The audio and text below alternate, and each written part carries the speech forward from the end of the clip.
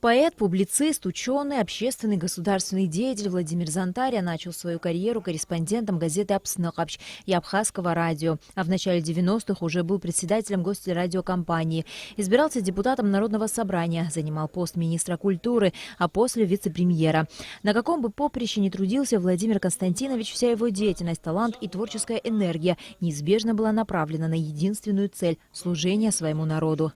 Он, конечно, одаренный человек, он свободно владеет пером как на русском, так и на абхазском.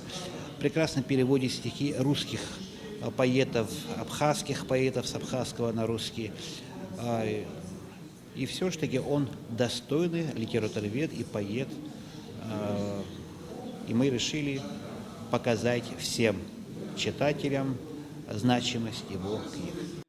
В институте были презентованы сборник стихов Бзенца, удостоенный премии имени патриарха абхазской литературы Дмитрия Гулия, «Дисциплина духа», сборник очерков, статей и исследований, в котором раскрыты проблемы ментальности, этнокультурной идентичности нашего народа, проблемы русско-абхазских литературных взаимосвязей, а также книга «Слово о первом президенте», в которой собраны документы о Владиславе Ардзинбо, интервью и беседы с людьми, которые были так или иначе связаны с первым президентом Абхазии.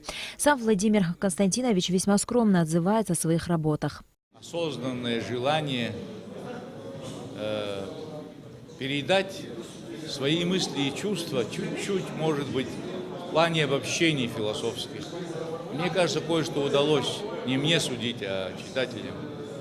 Ну и даже друзья, которые обычно сдержанно очень дают оценки тем или иным вещам, они мне сказали, что это наиболее из немного сборников стихов, более 10, но этот сборник Бзенце, что наиболее удачный. Меня это радует, это вдохновляет. Мероприятие собрало всех, кто неравнодушен к поэзии, к творчеству Владимира Зантария в частности, а также представителей интеллигенции, творческих кругов, коллег и друзей поэта. Встреча, безусловно, не могла пройти без чтения стихов.